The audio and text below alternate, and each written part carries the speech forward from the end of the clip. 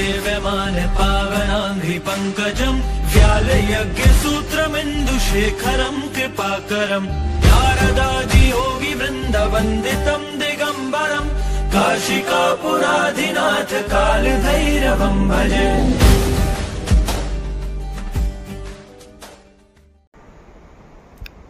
तर नमस्कार मित्रांनो, पहिले तर सर्वांचं स्वागत आहे आपल्या हक्काच्या यूट्यूब चॅनलवरती। मी कोकणी दीप आणि आजचा जो लॉग आहे तो आपल्या गावातल्या यात्रेवरती आहे आणि ह्या यात्रेला खूप महत्त्व आहे पंचक्रोशीमध्ये। आजचा दिवस आहे तो म्हणजे चैत्र शुद्ध चतुर्दशी आणि उद्या पौर्णिमा। ह्या 2 दिवशी यात्रा असते आणि ह्या यात्रेला एक वेगळं महत्त्व म्हणजे जो देवाचा भक्त आहे, देवाचा म्हणजे श्री सिद्धनाथ भैरव आणि श्री केदारनाथ भैरव, या 2 देवांची यात्रा असते आणि ह्या यात्रेला एक वेगळं महत्त्व आहे कारण देवाचा जो भक्त आहे तो पाठीला गल लावून गली फिरतो, म्हणजे एक खांब असतो विशिष्ट प्रकारचा, त्याला गोल फिरवली जाते, म्हणजे 5 राऊंड मारले जातात। हेच तुम्हाला आज दाखवणार। तर मित्रांनो, व्हिडिओ स्क्रिप्ट न करता पूर्ण बघा।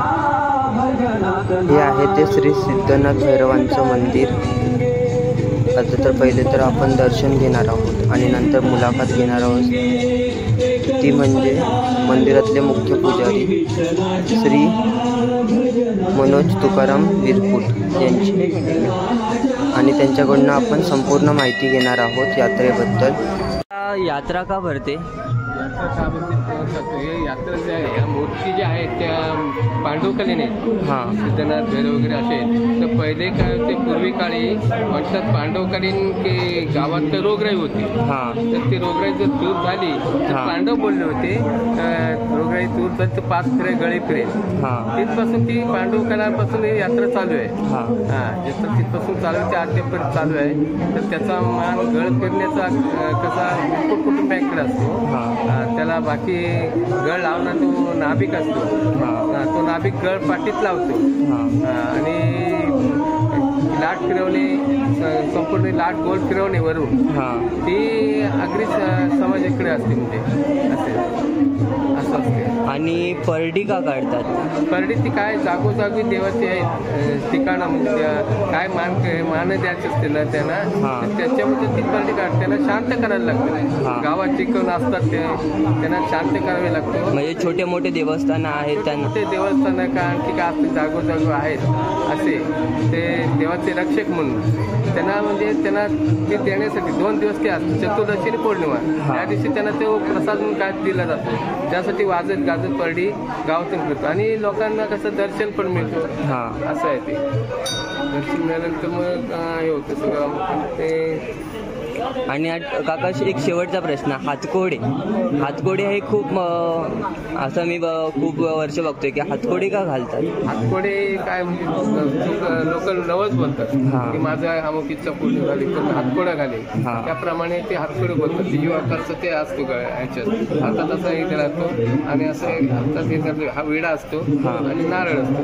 जर सत्य असेल तर खाली पडतो चावी, जर खोटा असेल तर जर लॉक असला ना चावी काही पडणार नाही, वरती चढत जातो। अशा प्रकारे इतका पूर्ण झाली सत्य सगळं सांगायला लागतो, शब्दाची उलटसुलट करून चालत नाही, सगळं हे करून तर तो व्यवस्थित कात पडतून मोकळा होतो। त्याचा पण कडक उपास असतो, पाण्याचा थेंब न घेता। आता गळी आहे, गळ्याचा सुद्धा पाण्याचा थेंब न घेता उपास असतो। म्हणजे कधी तो उपास सोडतात? आता आज म्हणजे आदल्याची रात्री 12 वाजल्यापासून उपास चालू होतो, तर तिथून पाणी बिणी काही घेत, म्हणजे आरती चालू झाल्यानंतर जो उपवास स्टार्ट होतो, रात्री आदल्याची रात्री 12 वाजता यात्रा चालू होते समजा, तर ती गळी दुसऱ्या दिवशी 9-9:30 वाजेपर्यंत आपला उत्तरेपर्यंत पाणी बिणी काही घेत नाही असं। आणि आता मी सकाळी आलेलो तर बघितलं की कोंबड्याचं जेवण ते सुरुवात अशी असते, ते पहिल्या प्रसाद मानसिक द्यायला लागते, मानसिक दिल्यापासून मग ती यात्रेला सुरुवात होते। ते प्रसाद खातात आणि गावातून संपूर्ण जागोजागी आहेत ना, ते मान द्यायला लागतात, ते घेऊन येतात, ते आल्यानंतर मग हातपर्यंत करतात। चला तर धन्यवाद काका।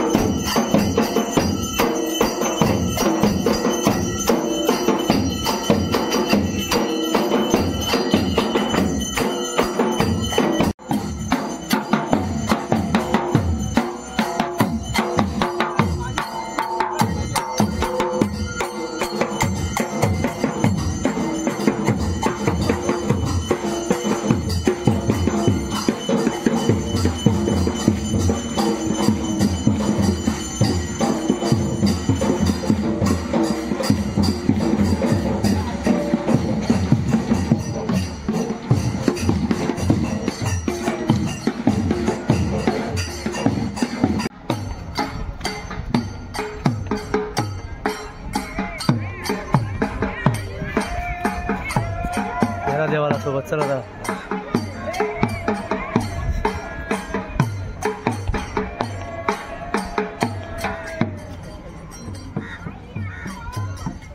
टोपलेला बांधून घ्या तेव्हा जेव्हा नाही दादा टोपले घ्या तेव्हा घालून.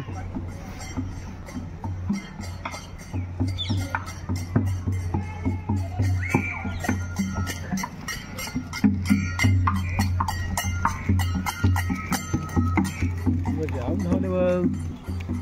अरे झालं कमीच नाही गेला जाम धावले बघ.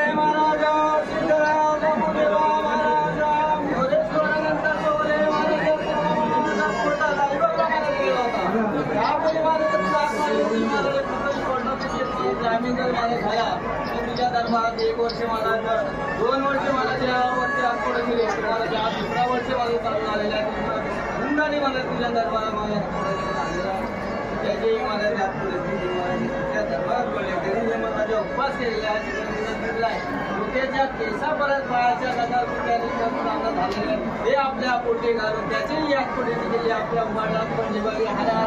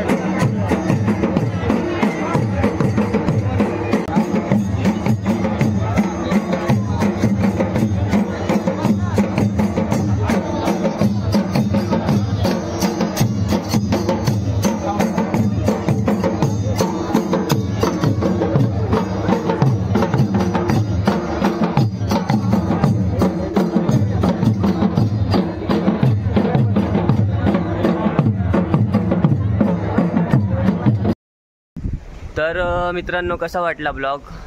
तर आवडला असेल तर शेअर, सबस्क्राईब आणि लाईक करायला विसरू नका. आणि आत्तासाठी बाय. भेटू पुन्हा नव्या व्हिडिओमध्ये लवकरच.